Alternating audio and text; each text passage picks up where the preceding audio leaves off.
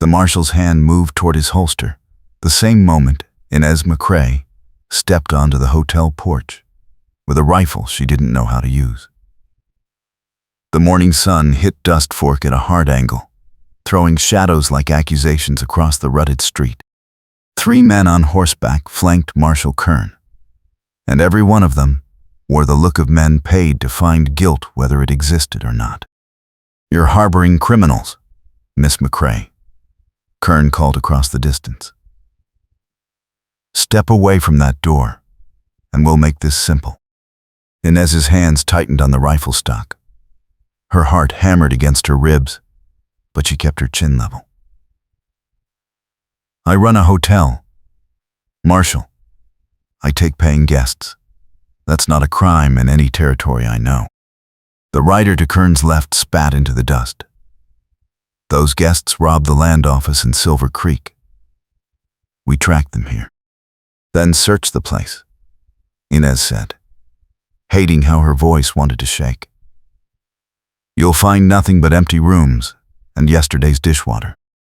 That was the moment Jasper Rourke stepped around the corner of the Mercantile across the street, hammer still in one hand, leather apron dark with forge soot.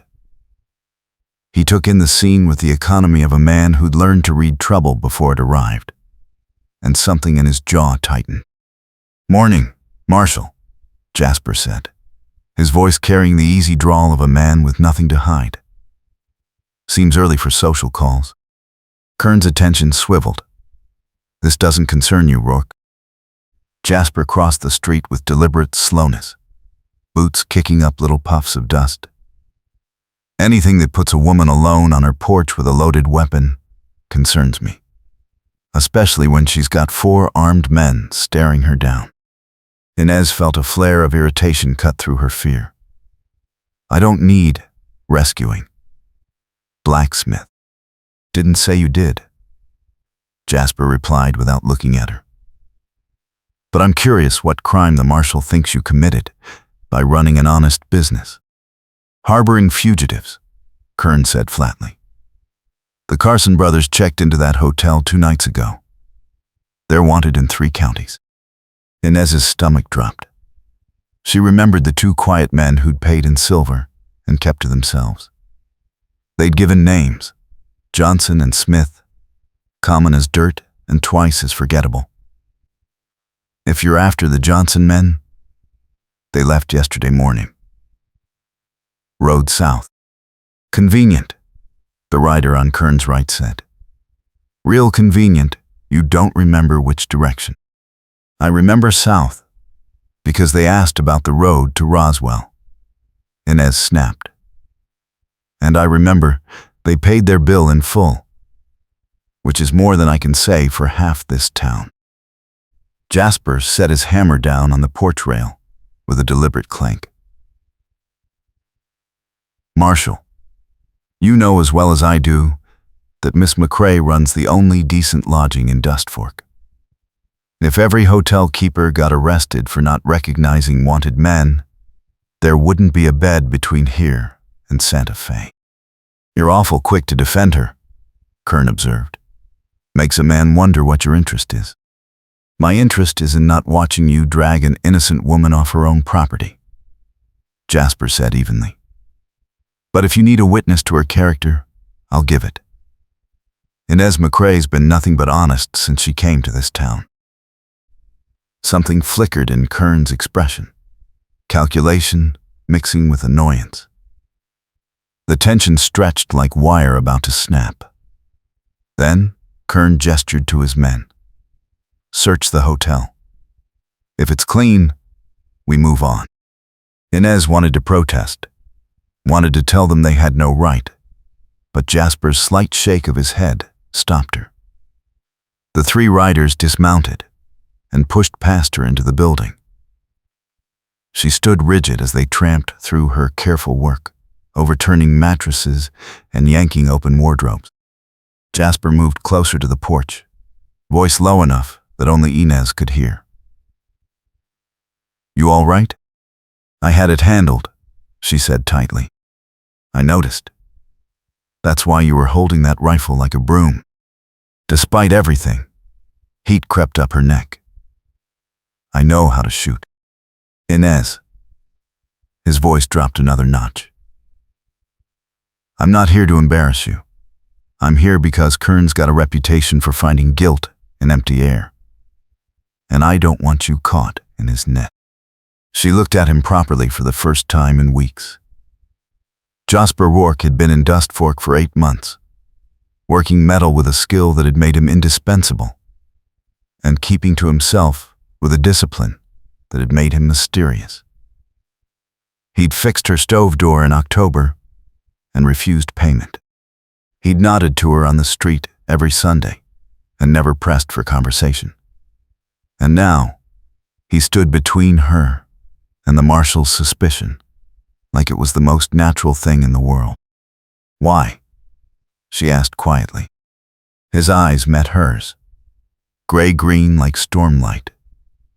Because the first week I was here, you brought me a plate of food when I was too proud to admit I was hungry. Because you didn't ask questions. And because I know what it's like when people decide you're guilty before you open your mouth. The admission hung between them, raw and startling. Before Inez could respond, boots thundered back down the stairs. The lead rider appeared in the doorway, scowling. It's clear. No sign of anyone but her. Kern's jaw worked. You see those men again, Miss McCrae? You send word immediately. Understand? I understand you just tore apart my business on a rumor, Inez said coldly. If that's frontier justice, Marshal, I'm not impressed. Kern wheeled his horse and rode off, his men following. The sound of hoofbeats faded into the dry morning. Inez lowered the rifle carefully, her hands shaking now that the adrenaline had nowhere to go. You can breathe now, Jasper said gently. I'm fine. But her voice cracked on the last word, betraying her. Jasper reached up and took the rifle from her hands before she could object.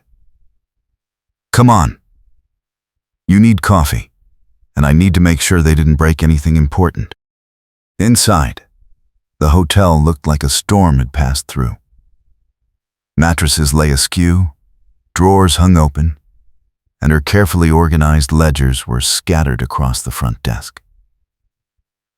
Inez stood in the middle of the wreckage and felt something tight in her chest threaten to break open. Jasper set the rifle aside and started righting furniture without a word. Inez watched him for a moment, then moved to join him. They worked in silence, the only sounds the scrape of wood and the whisper of displaced dust. You didn't have to do that, she said finally. Step in, I mean. I know. He straightened a toppled chair. But I wanted to. Why? The question came out sharper than she intended. You don't know me. For all you know, I could have been hiding those men. Were you? No. Then that's all I need to know. She studied him across the chaos of her lobby. Most men, she'd learned, wanted something when they offered help. They wanted gratitude, or favor, or the leverage that came with being owed. But Jasper just kept working, his movements efficient and unbothered by her scrutiny. The town's going to talk, she said. About you defending me? Let them. His voice held no concern. This town talks about everything from weather to who bought too much sugar at the mercantile. If they want to add my name to yours, that's their business. It might hurt your reputation. The blacksmith who stands up for the hotel keeper accused of harboring criminals. Jasper looked up then, and something in his expression made her breath catch. Inez, my reputation survived a lot worse than standing up for an honest woman. Don't worry about me. The weight of his words suggested a story she didn't know how to ask about. Instead, she bent to retrieve her scattered ledgers, and they continued the work of putting her world back in order. By the time they finished, The sun had climbed higher, and the morning's chill had burned away. Jasper declined the coffee Inez offered, saying he had a wagon axle waiting at the forge. But he paused at the door.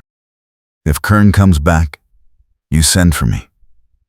Don't face him alone again. I can handle myself."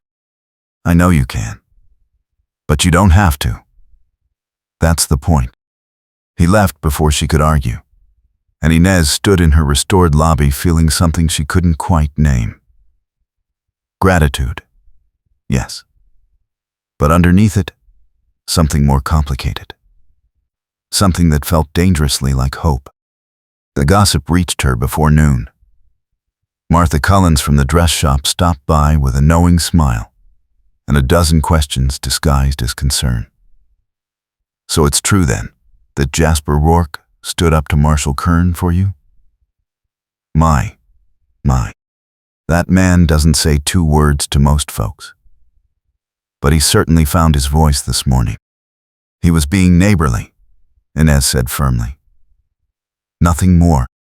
Neighborly. Martha's smile widened. Well, if that's what we're calling it now. "I suppose it's neighborly that he's been watching your hotel from his forge door every evening for the past 3 months, too." Inez felt her face heat. "I'm sure you're mistaken." "Oh, honey." Martha patted her hand. "I'm a lot of things, but mistaken isn't one of them. That man looks at you like you're water in a drought." After Martha left, Inez tried to focus on her work, but the words kept circling back. She'd noticed Jasper, of course. It was impossible not to notice a man like that, all quiet intensity and capable hands. But she'd assumed his distance meant disinterest. The thought that he'd been watching, that he might feel something beyond polite neighborliness, sent a flutter through her chest that she ruthlessly suppressed. She'd come to Dust Fork to disappear, to build something clean and solid far from the mistakes that haunted her. Romance was a complication she couldn't afford, especially with a man who had his own shadows in his eyes.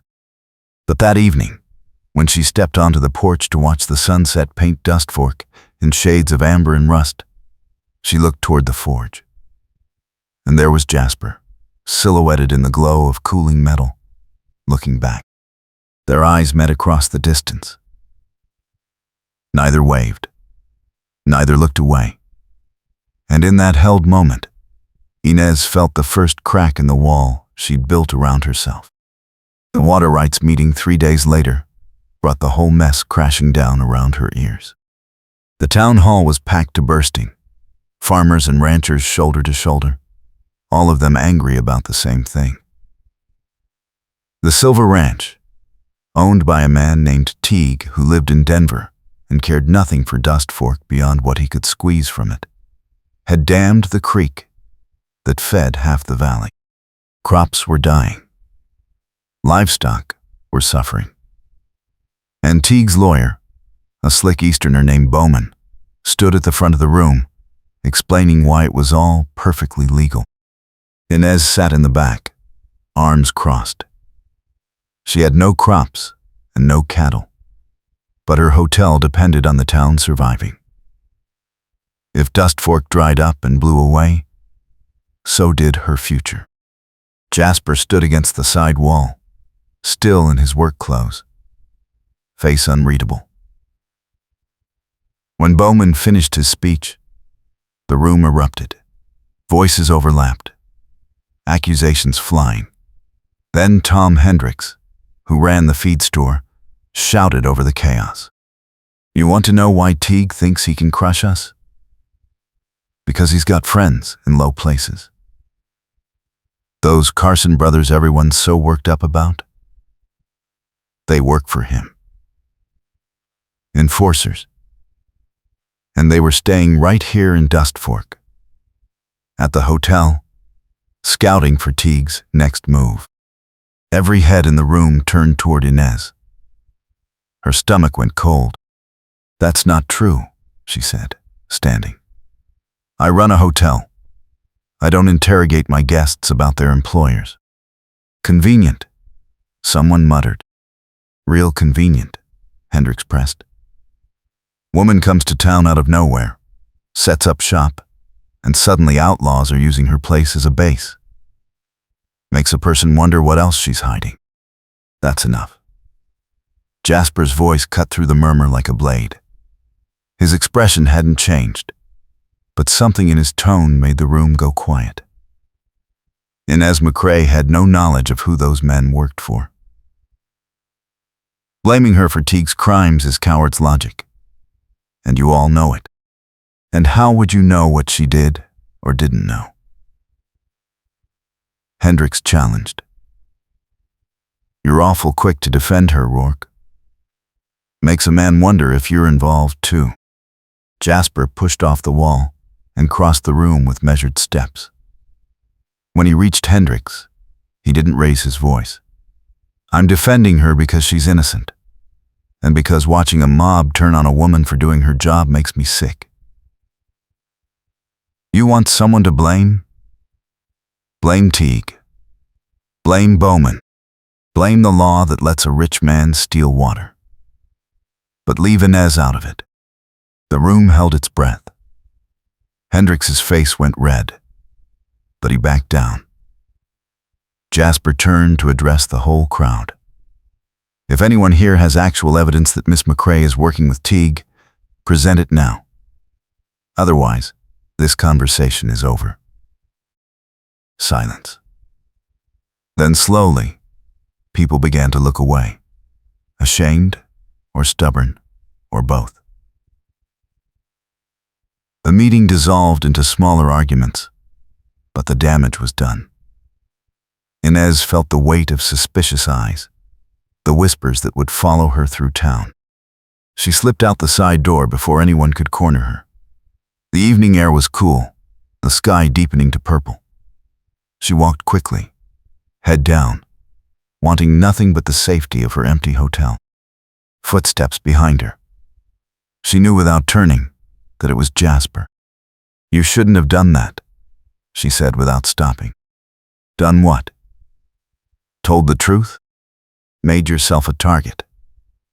Now they'll think we're in it together. Whatever it is they think I'm in. Jasper caught up and matched her pace. Let them think what they want. You don't understand. Her voice cracked. I can't afford this.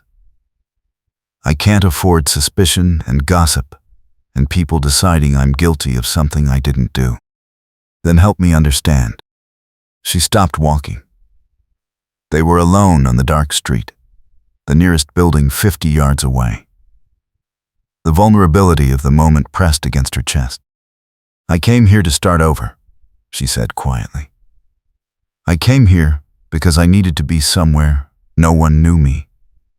No one asked questions. And I've worked so hard to build something clean. Something that's mine. If this town decides I'm crooked, everything I've done disappears. What did you run from? His voice held no judgment, only quiet curiosity. Inez looked at him in the failing light. Does it matter? To me? No. But it matters to you. I can see it every time someone looks at you sideways. You carry it like weight. So do you, she said. Don't think I haven't noticed. Jasper was silent for a long moment. Then he said, Fair enough. We both have things we don't talk about. But that doesn't mean we can't trust each other now. Trust. The word felt fragile as glass.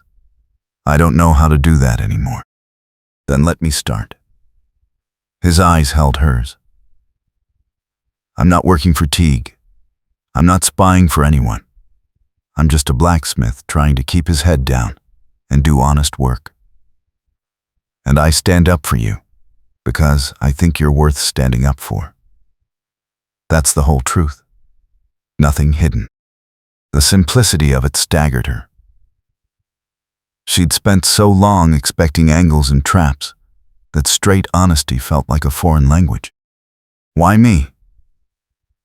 She asked. Why not just stay out of it? Because, Jasper said slowly, the first time I saw you, you were arguing with a whiskey drummer who tried to cheat you on a barrel delivery. You backed him into a corner with nothing but arithmetic and stubbornness, and you won. And I thought, there's a woman who fights for what's hers. I liked that. Despite everything, a small smile tugged at her mouth. He tried to charge me twice the going rate. I know. I watched the whole thing from across the street. You were magnificent. The word hung between them, too large and too intimate. Inez felt her pulse quicken. I should go. Inez. He said her name like it mattered. If this gets worse, if Hendricks or anyone else comes after you, I'm here. You're not alone in this. She wanted to argue, wanted to insist she didn't need anyone. But the truth was, standing in the dark with Jasper Rourke, she felt safer than she had in years. Thank you, she said softly. And then, because the moment felt too heavy, I'm sorry you're stuck defending the town pariah. You're not a pariah. And I'm not stuck. I choose this. The distinction mattered more than she could say. She nodded once, then turned and walked back to her hotel, feeling his eyes on her until she disappeared inside. The trouble came faster than either of them expected. 2 days later, Teague's men rode into town. Not the Carson brothers, but 3 new faces, harder and meaner. They set up at the saloon and made it clear they were staying until the water dispute was settled in Teague's favor, which meant never. The town went tense as a drawn bow. Shopkeepers closed early. Women hurried their children home. And Inez watched from her hotel window as the 3 men swaggered down the main street, making sure everyone saw the guns on their hips. That afternoon, one of them came to her door. He was tall and thin, with a smile that never reached his eyes. Name's Cade, he said pleasantly. I hear you've got rooms available. Inez kept her hand on the door frame. I'm full up. Funny. Your sign says vacancy. The sign's wrong. Cade's smile sharpened. That's unfortunate. Because Mr. Teague specifically asked me to stay here. Said you were hospitable to his associates. Her blood went cold. I don't know what you're talking about. The Carson brothers? They spoke highly of your accommodations. Said you were real understanding. Didn't ask uncomfortable questions. If you're trying to intimidate me, it's not working. Inez put steel in her voice she didn't feel. I run a respectable business. If you need a room, try the boarding house on 5th Street. Oh, I don't think so. Cade leaned closer. See, Miss McCrae, Mr. Teague thinks it's important that Dustfork understands he's here to stay. And having his men staying in the nicest hotel in town sends a message. So, you're going to rent me a room. And you're going to smile while you do it. No. I'm not. His hand shot out and caught the door before she could close it. His smile vanished. Let's try this again. A hammer appeared between them, held like a promise. Jasper's voice was quiet and absolutely cold. Take your hand off that door. Cade straightened slowly. Well. The blacksmith. We've heard about you. I'm flattered. Now back away from the lady. This doesn't concern you, Rourke. Jasper didn't move the hammer. It concerns me when I see a man forcing his way where he's not wanted. So I'll say it once more. Back away. For a long moment, no one breathed. Then Cade stepped back, hands raised in mock surrender. Easy there. I'm just trying to rent a room. The lady said no. That's the end of it. Cade's expression went flat and dangerous. You're making a mistake, Blacksmith. Teague doesn't forget people who get in his way. Then I guess I'll be memorable. Now get off this porch before I give you a reason to remember today specifically. Cade looked between them, calculating odds he didn't like. Then he smiled his empty smile. We'll see each other again. And he walked away, his stride unhurried, but his meaning clear. Inez sagged against the doorframe once he was out of sight. Jasper lowered the hammer, but didn't put it down. You all right? No. Yes. I don't know. Her hands were shaking. This is getting worse. I know. He hesitated, then said, You can't stay here alone tonight. They'll come back. I have to stay. It's my hotel. Inez.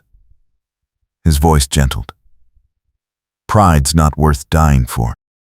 She looked at him, this man who kept stepping between her and danger, and felt the last of her defenses crack. What do you suggest? Let me stay. I'll sleep in the lobby. If anyone comes through that door who shouldn't, they'll have to go through me first. The offer was so far beyond propriety that her first instinct was to refuse. But Martha Cullen's words echoed in her mind, and she thought about how Jasper looked at her when he thought she wasn't watching. And she made a choice that felt like stepping off a cliff. All right. But upstairs. The second room on the left. It's cleaner than the lobby, and you'll actually hear if someone tries the back door. His eyebrows rose. That'll start talk. Let it. If I'm already the town scandal, might as well earn the reputation. Something shifted in his expression. Something warm and complicated. All right then. I'll grab a few things from the forge and be back before dark. He left, and Inez closed the door behind him, leaning against it. Her heart hammered not from fear, but from the reckless thing she'd just done. Inviting Jasper to stay was practical, yes, but it was also something else. Something she'd been denying for weeks. She wanted him there, not just for protection, but for the solid comfort of his presence. For the way he made her feel like she could be honest and scared and still be worth defending. That realization terrified her more than Cade and all of Teague's men combined. Jasper returned as the sun touched the horizon, carrying a bedroll and a rifle that had seen hard use. Inez had laid out cold supper in the kitchen, and they ate in companionable silence. The intimacy of sharing a meal at her small table felt larger than the moment warranted. Tell me something true, Inez said suddenly. Jasper looked up, Fork pausing. What do you want to know? Why you really came to Dust Fork? You said you were keeping your head down. What are you keeping it down from? He set down his fork carefully. That's a long story. We've got all night. His jaw worked. Then he said, I was a marshal once, in Kansas, and I made a mistake that cost innocent people their lives. The words fell like stones into still water. Inez waited, not pushing, letting him find his way. There was a gang robbing trains, he continued. We got a tip about their hideout. I led a raid. But the tip was bad. It wasn't outlaws we found. It was a family, homesteaders. And in the dark, in the confusion, shots were fired. A woman died. Her son. I didn't fire the shot that killed them, but I gave the order that put us there. That makes it my fault. Inez's chest tightened. That wasn't your fault. You were following bad information. Tell that to the father who lost his family. He looked at her with raw honesty. I turned in my badge the next day. Moved west. Learned a trade that keeps my hands busy and doesn't require me to make decisions that get people killed. And I swore I'd never stand by and watch someone innocent get hurt if I could stop it. That's why I stepped in with Kern. Why I'm here now. Because I failed once, and I won't fail again. The weight of his confession hung between them. Inez reached across the table and placed her hand over his. It was the first time they'd touched beyond the impersonal contact of working together, and the warmth of his skin against hers sent a jolt through her chest. "You're a good man, Jasper Rourke," she said quietly. "Whatever you think you deserve, it's not a lifetime of punishment." His hand turned under hers, fingers curling around her palm. "What about you? What are you running from?" The question was fair. He'd given her his truth. She owed him hers. "My name isn't really McCrae," she said. "It's McAllister. Inez McAllister. And I was engaged to a man in St. Louis who turned out to be a con artist. He used my family's business to run a scheme, and when it collapsed, he disappeared. My father lost everything. His reputation, his savings, his health. He died 6 months later. Everyone blamed me for trusting the wrong man, for being too stupid or too blinded to see what he was. You were a victim. Try telling that to a town that watched their bank accounts vanish. Her voice hardened. I came west because I couldn't live under that weight anymore. I wanted to be somewhere no one knew what I'd done, where I could just be Inez the hotel keeper. Not Inez the fool who destroyed her family. Jasper's grip on her hand tightened. That man destroyed your family, not you. And anyone who blamed you for his crimes is too cowardly to face the real villain. Doesn't matter. The damage is done. She met his eyes. That's why I can't afford this trouble with Teague. If Dust Fork decides I'm crooked, it's St. Louis all over again. I lose everything I've built, and I have to run again. And I'm so tired of running. Then don't. His voice was fierce. Stay. Fight. Let me help you. Why? The question broke from her like a plea. Why do you care so much? Because when I look at you, I don't see someone who needs saving. I see someone who's already saved herself. You came here with nothing and built something real. You faced down marshals and outlaws and gossips, and you don't break. You're the strongest person I know. And if you think I'm going to stand aside and watch this town crush you, you're wrong. Tears pricked her eyes. No one had believed in her like that since her father died. No one had seen past the shame to the woman she was trying to become. Thank you, she whispered. They sat like that, hands joined across the table, until the lamp burned low and the night deepened outside. When they finally separated and Jasper went upstairs to his room, Inez lay in her own bed listening to the creak of floorboards overhead and feeling something unfamiliar bloom in her chest. It felt dangerously close to trust. And beneath that, something even more dangerous. Something that felt like love beginning. The attack came 2 nights later, swift and brutal. Inez woke to the sound of breaking glass and men's voices shouting. She grabbed her robe and rushed to the window. 3 figures moved in the street below, torches in hand. Fire! The word ripped from her throat. Jasper! His door slammed open. He was already dressed, rifle in hand. Stay here. Like hell. She followed him down the stairs. Through the front window, she could see flames licking at the side of the building, hungry and spreading fast. "They're trying to burn you out," Jasper said grimly. "Get water. I'll handle the men." Before she could argue, he was out the door. Inez ran to the kitchen, grabbing every bucket she could carry. The fire was small still, concentrated on the porch side. If she could douse it before it spread to the wooden walls, the building might survive. She threw water on the flames, the heat searing her face. Another bucket. Another.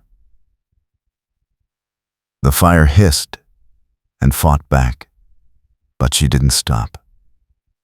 Her lungs burned from smoke. Her arms screamed, but she kept moving.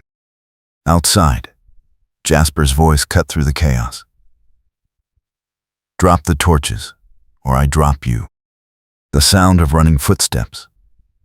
A gunshot cracked the night, and Inez's heart stopped. She ran to the door, buckets forgotten.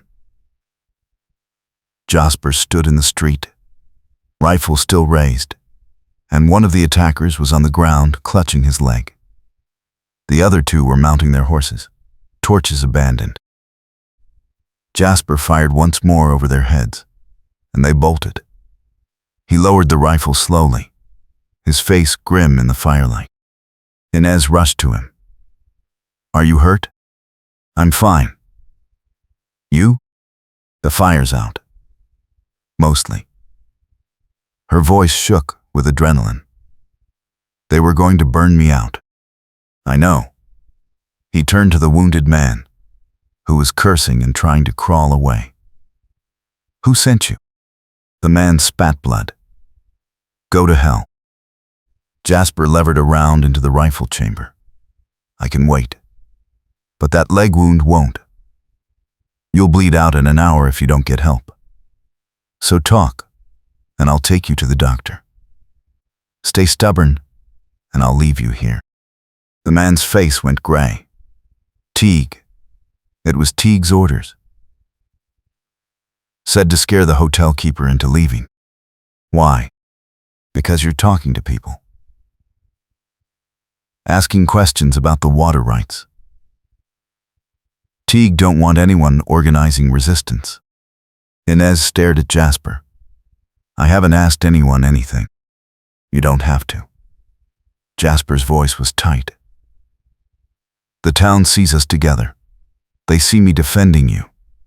And I've been talking to the ranchers, trying to find a legal way around the dam. Teague thinks we're working together."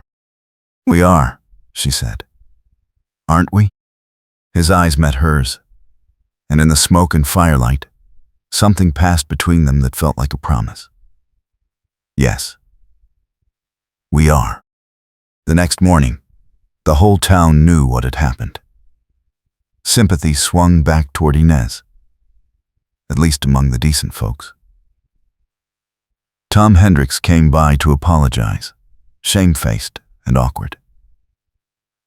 Doc Brennan tended the wounded man, then turned him over to Marshal Kern with a full statement. And Jasper stood guard at the hotel through the day, while Inez repaired the fire damage, refusing to leave even when she insisted she was fine. "You're not fine," he said flatly. "You barely slept. You've got burns on your hands and smoke in your lungs. And Teague's men are still in town. So I'm staying." She didn't have the energy to argue. Instead, she let him help her scrub soot off the porch boards and replace the burned planks. They worked side by side in the sun, and the easy rhythm of shared labor felt like something she could get used to. By afternoon, they had the worst of it repaired. Inez sat on the porch steps, exhausted, and Jasper sat beside her. The street was quiet. Most folks inside for the midday heat. "This isn't going to stop," she said quietly. "Teague's not going to give up just because one attack failed." "I know. So what do we do?" "We fight back." Jasper's voice was steady. "But not alone. The ranchers are ready to organize. If we can prove Teague's water claim is illegal, we can break his hold on this valley. How? There's a land auction next week in Silver Creek. The courthouse is selling off parcels that include water rights to the upper creek. If we can buy those parcels, we control the water source upstream of Teague's dam. He'd have to negotiate or abandon the whole scheme. That'll take money. More than any of us have. Not if we pool it. Every rancher, every business owner. We buy it together and share the rights cooperative style. Inez turned the idea over. It was risky. It required trust. But it was also the first real solution she'd heard. You'd need someone to organize it. To hold the money and make the purchase. I know. He looked at her. I'm thinking it should be you. Her laugh came out startled. Me? I'm the one half the town thinks is a criminal. The half that matters knows better now. And you're the only person in Dust Fork with experience running a business that requires trust. People pay you in advance for rooms they haven't slept in yet. They know you're honest with money. Jasper, I can't. Why not? Because if something goes wrong, if the auction doesn't work or the claim gets challenged, they'll blame me again. And I can't survive that twice. He took her burned hand carefully in his. I won't let that happen. You can't promise that. Maybe not. But I can promise I'll be standing next to you the whole way.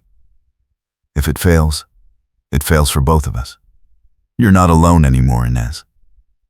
Stop acting like you are. The words broke something open in her chest. She looked at their joined hands, at the man who'd walked into her life defending her honor and hadn't left since. Who'd stood between her and fire, between her and accusation, between her and every hard thing, without asking for anything in return. All right, she whispered. I'll do it. His smile was slow and genuine. Good. Because I already told the ranchers' meeting is tonight, and you're presenting the plan. Jasper! She swatted his arm. You can't just volunteer me. Too late. He caught her hand before she could pull away. Besides, you're better at this than you think. You talked that whiskey drummer into a fair price. You faced down Marshal Kern. You'll have them eating out of your hand, or they'll run me out of town. Not while I'm breathing. The meeting that night was tense, but productive. Inez stood at the front of the town hall, Jasper at her shoulder, and laid out the plan. 12 ranchers and 5 business owners pledged money. By the end, they had enough to make a serious bid at the auction. Tom Hendricks stood last. I'll put in $50. And I'm sorry, Miss McCrae, for what I said before. You've got more grit than most of us combined. The room murmured agreement, and Inez felt the weight of their trust settle on her shoulders. It was terrifying and exhilarating in equal measure. After, as folks filed out, Jasper walked her home through the dark streets. The moon was nearly full, painting everything in silver. You were perfect in there, he said. Natural leader. I was terrified. Couldn't tell. He glanced at her. You know this changes things, right? You and me, organizing this fight? Teague's going to come after us hard. I know. And I'm tired of being afraid. She stopped walking and turned to face him. I'm tired of running, tired of hiding, tired of letting other people decide what I'm worth. If we're going to fight, let's fight. And if we're going to do this together, then let's stop pretending it's just strategy. Jasper went very still. What are you saying? I'm saying I know you watch me from the forge. I'm saying I know you volunteered to fix my stove when it didn't need fixing. I'm saying I'm not blind. And I'm not made of stone. And if you're standing beside me through all of this, I want to know what that means. It means, he said slowly, that I care about you. More than I should, probably. More than is smart. But I'm done pretending I don't. Her breath caught. Why didn't you say something before? Because you'd been hurt. Because you came here to hide. Not to be courted by a washed-up Marshal with a guilty conscience. Because I didn't think I deserved to ask. And now I'm asking. His hands came up to frame her face, gentle despite the calluses. If we're going into this fight together, I want you to know you're not just an ally to me. You're the woman I think about when I'm hammering metal. The woman I watch for every evening. The woman I'd walk through fire for, literally, as it turns out. Inez's heart hammered so hard she thought he must feel it. I think about you too. More than I want to admit. You make me feel safe. Not protected like I'm fragile, but safe like I'm seen. Like I'm enough exactly as I am. You're more than enough. He leaned closer, his voice dropping. Can I kiss you? The question, so careful and respectful after everything, made her want to laugh and cry at once. Yes. His lips met hers soft and sure. And the world narrowed to the warmth of his mouth and the solid weight of his hands cradling her face. She gripped his coat, pulling him closer, and the kiss deepened into something that felt like promise and hunger. And coming home all at once. When they finally broke apart, both breathless, Jasper rested his forehead against hers. I've wanted to do that for months. You should have. I was trying to be a gentleman.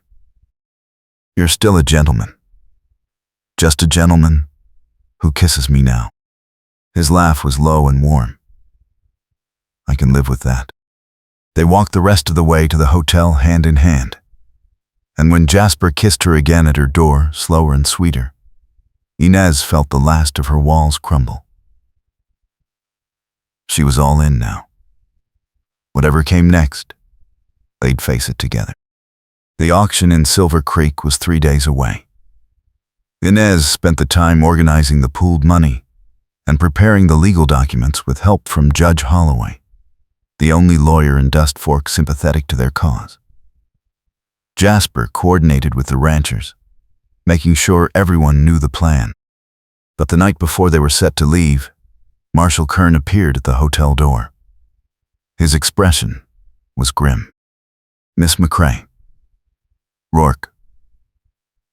We need to talk. Inez let him in warily. Jasper moved to stand beside her, a united front. What's this about? Kern set a wanted poster on the desk. It was Jasper's face, younger but unmistakable, above the words, wanted for questioning in the deaths of Mary and Jacob Thornton. Reward for information. Inez's blood went cold. Where did you get this? Teague's lawyer brought it to me today. Claims you're a fugitive, Rourke. Says I should arrest you before you can cause more trouble. Jasper's jaw tightened. I'm not a fugitive. I was cleared of any wrongdoing in Kansas. Those deaths were a tragedy. But they weren't murder. The poster says otherwise. The poster is Teague's fabrication. He's trying to discredit us before the auction. Kern studied them both. I believe you. But that doesn't change the fact that I have to investigate. If I don't, Teague will go over my head to the territorial marshal, and things will get a lot worse for everyone. Inez's mind raced. How long? How long what? How long before you have to make a move? Officially? 24 hours. Enough time for you to get to Silver Creek for that auction. His meaning was clear. If you're planning something, do it fast. After tomorrow, I can't ignore this. After Kern left, Inez turned to Jasper. We leave tonight. If we wait until morning, Teague might move first. He nodded slowly. It's a hard ride in the dark. I don't care. We're not losing this. They gathered supplies quickly, woke the ranchers who'd volunteered to come, and rode out under the cover of darkness. 6 riders total. Inez, Jasper, Tom Hendricks, 2 ranchers named Caleb and Jonas, and Doc Brennan, who insisted someone with sense should come along. The ride to Silver Creek took 8 hours, the horses pushing hard through rough country. They arrived at dawn, dusty and exhausted, and made straight for the courthouse. The auction was already crowded. Land speculators, cattlemen, and Teague's lawyer Bowman, all jostling for position.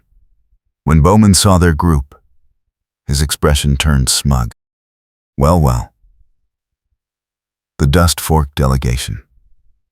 I'm surprised you made it, Rourke. Thought you might be in custody by now. We're here for the auction, Jasper said evenly. Same as you.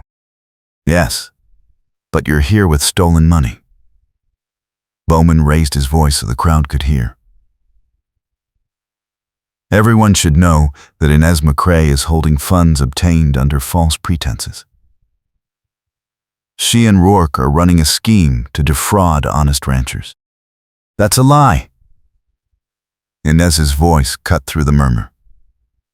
Every dollar was pledged voluntarily by people fighting for their water rights. Convenient story. Bowman smiled. But I have witnesses who'll testify otherwise. Then bring them forward, Judge Holloway said, stepping through the crowd. He was old and bent, but his voice carried authority. Let's hear these witnesses under oath. Bowman hesitated, and in that pause, Inez saw the bluff. He had no witnesses. It was all intimidation. I thought so, Holloway said dryly. Now sit down and let the auction proceed, or I'll have you removed for disrupting legal proceedings. The auction began. Parcels were called one by one, bids flying. When the water rights parcels came up, the tension ratcheted higher. Bowman bid aggressively, clearly instructed to secure them at any cost. But Inez matched him. Dollar for dollar, the pooled funds from Dust Fork holding strong. The room went silent as the bids climbed higher. Sweat ran down Inez's back. Jasper's hand found hers under the table. A silent anchor. Going once, the auctioneer called. Going twice. Bowman hesitated, glancing at his notes. He'd reached his limit. Inez could see it in the tightness of his mouth. Sold! The gavel came down. To the Dust Fork Cooperative. The room erupted. Their group cheered. Bowman's face went purple with rage, and Inez felt a rush of disbelief and triumph, so strong her knees went weak. We did it, she whispered. We did it, Jasper confirmed, grinning fierce and bright. But Bowman wasn't finished. As they collected the deed, he stepped close, voice low and venomous. Enjoy it while you can. Teague doesn't lose. He'll bury you both. He can try, Jasper said. But we're not running. Outside, the Dust Fork group celebrated with whoops and back slaps. The ride home felt lighter, despite exhaustion. They'd won the first real victory against Teague, and it changed everything. But as they approached Dust Fork in the late afternoon, they saw smoke rising from the town center. Inez's stomach dropped. They spurred the horses faster. The smoke came from the land office, flames already consuming the building. Townspeople formed a bucket line, but it was clear the building was lost. Marshal Kern met them in the street, soot-streaked and grim. Teague's men did this an hour after you left for Silver Creek. Set fire to the office, destroyed the town's land records. They're saying if we don't drop the water rights claim, more buildings burn. Inez felt rage and fear twist together in her chest. This is my fault. I pushed for the auction, and now they're burning the town. No. Jasper turned her to face him. This is Teague's fault, and we're going to end it. How? We won the water rights, but he's still got men willing to burn us out. Then we take the fight to him. Directly. That's suicide. Maybe. But it's also the only way this stops. His eyes held hers. Teague's at his ranch, 10 miles north. If we ride tonight with enough men, we can force a reckoning. No more proxies. No more hired guns. Just him and us. The plan was reckless and dangerous, and exactly what they needed. Inez looked at the burning building, at the frightened faces of her neighbors, and made her choice. Then let's go end this. They gathered 12 men, armed and determined. Jasper laid out the plan. Ride to Silver Ranch, confront Teague, make him call off his men, or face arrest for arson and attempted murder. It was thin legally. But with Judge Holloway's written authority and Marshal Kern backing them, it might just work. The ride to Silver Ranch was tense. The moon rose full and bright, lighting the trail. When they reached the ranch, lights burned in the main house. Teague's men patrolled the yard, but they weren't expecting an assault. Jasper led the group to the front gate. When the guard challenged them, Jasper held up the judge's writ. We're here for Teague. Legal business. Open the gate or be charged with obstruction. The guard hesitated, then called for his boss. Minutes stretched. Then Teague himself appeared on the porch, flanked by Cade and 2 other hired guns. Teague was a big man, well-dressed, with the arrogance of someone used to buying his way out of trouble. What's this about, Rourke? Arson. Intimidation.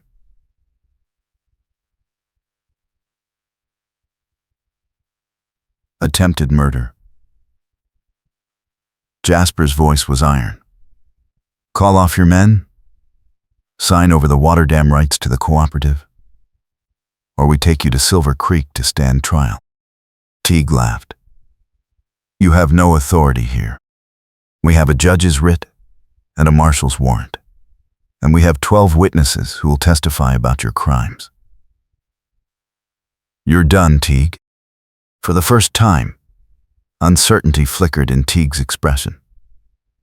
He looked at his men, at the determined faces of the Dust Fork riders, and calculated odds that weren't in his favor.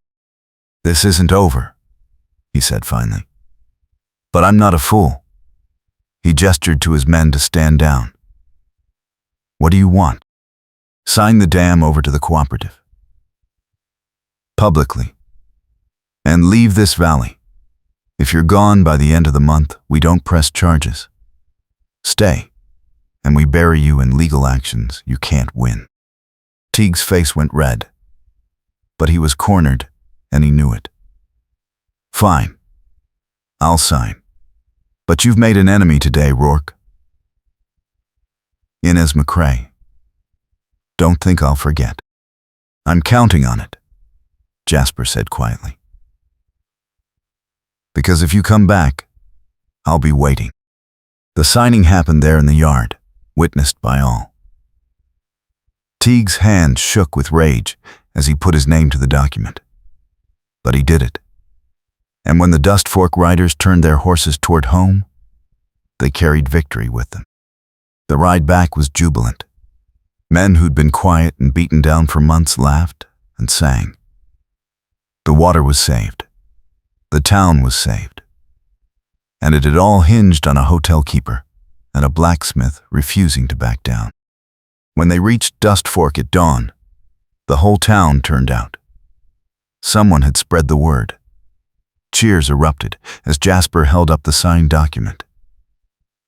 Inez found herself swept into hugs and congratulations, the faces that had once looked at her with suspicion now shining with gratitude. Through it all, she kept finding Jasper's eyes across the crowd. They'd done this, together.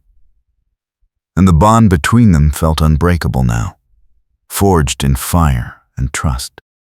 Later, after the celebration had died down and the town settled into exhausted relief, Jasper found Inez on her hotel porch. She sat on the steps, watching the sun climb higher, feeling the weight of the past weeks finally lift. He sat beside her without a word. They were quiet for a long moment, shoulders touching. "So," he said finally, "what now?" "Now?" Inez smiled. "Now I run my hotel. You run your forge. And we see what happens. Just that simple?" She turned to look at him. "Is it ever simple with us?"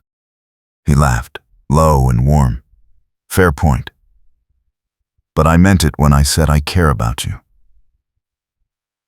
That hasn't changed just because the crisis is over. Good. Because I care about you too. More than I thought I could care about anyone again." Her voice softened. "You made me believe I could have a life here. A real one. Not just hiding, but living. You did that yourself. I just stood beside you while you fought for it. We make a good team," she said. "We do." He took her hand, threading their fingers together. "So here's what I'm thinking. We keep making a good team. We keep fighting for this town when it needs fighting. We keep building our businesses. And when you're ready, when enough time has passed that it feels right instead of rushed, I ask you properly to marry me." Inez's breath caught. "That's a long-term plan. I'm a long-term kind of man." His eyes held hers, steady and sure. "I don't need an answer now. I just need you to know that's where my head is, where my heart is. With you. Building something that lasts." Tears pricked her eyes, but they were good tears, happy tears. "I think," she said slowly, "that I'd like that plan very much. But you're right. Let's take our time. Do it right."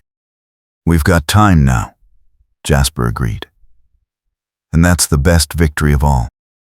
They sat together as Dust Fork woke around them. The town that had almost destroyed them both was now the place where they'd found each other, where they'd fought and won and learned what it meant to trust again. 3 months later, as autumn painted the valley in gold and red, Jasper closed the forge early and walked to the hotel with a ring in his pocket. He found Inez on the porch, as he often did in the evenings, watching the sunset.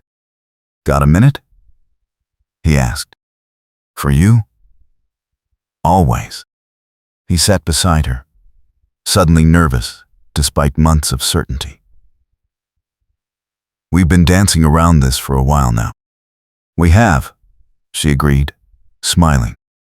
"And I think we've taken enough time, done it right, proven to ourselves and everyone else that this is real." He pulled out the ring, a simple band with a small stone that had belonged to his mother. "Inez McCrae, will you marry me? Will you let me spend the rest of my life standing beside you?" Inez looked at the ring, then at his face, and the answer was written in every line of her expression before she spoke. Yes. Absolutely yes. He slipped the ring on her finger, and she pulled him into a kiss that tasted like promise and joy in coming home. When they broke apart, both laughing, the sun was setting fire to the horizon. "I love you," she said. It felt like the easiest and hardest thing she'd ever said. "I love you too. And I'm not going anywhere." Good. Because neither am I. The wedding happened in November. Small and perfect. The whole town attended. Judge Holloway officiated. Martha Cullens cried happy tears and claimed she'd known all along. And when Jasper kissed his bride at the altar, the cheers shook the rafters of the little church. Inez McCrae became Inez Rourke that day, and the name felt like the truest thing she'd ever worn. Not a disguise, not a shield, just her, fully seen and fully loved. They honeymooned at the hotel, because leaving town felt unnecessary when everything they wanted was right there. And on their first morning as husband and wife, they sat on the porch together watching Dust Fork wake up. "No regrets?" Jasper asked, his arm around her shoulders. "Not a single one." She leaned into him. "You? Only that it took me so long to work up the nerve to talk to you that first time. You made up for it. Defending me from marshals and outlaws tends to make an impression." He laughed. "I'll keep that strategy in mind for the future." "Please don't. I'd like a nice quiet life now. If it's all the same to you, quiet. With you." Jasper pressed a kiss to her temple. "I can do that." The years that followed proved him right. They built their quiet life, running the hotel and the forge, raising the children that came in time, and becoming the steady heart of Dust Fork. The water cooperative thrived. The town grew, and through it all, Jasper and Inez Rourke stood together, proof that second chances were real and love was worth fighting for. On summer evenings, they'd sit on that same porch, older and grayer but no less connected, and watch the sun set over the valley they'd saved. Sometimes they'd talk about the old days, the fire and the standoff, and the moment everything changed. Other times they'd sit in comfortable silence, hands joined, needing no words. And if anyone asked them how they'd made it work, how a hotel keeper and a blacksmith had found happiness against all odds, they'd share a look that spoke volumes. "We chose each other," Inez would say simply. "Every day, through every hard thing, we kept choosing each other." "Best decision I ever made," Jasper would add, squeezing her hand. And in the golden light of another Dust Fork sunset, with a lifetime of trust and love between them, that was the truest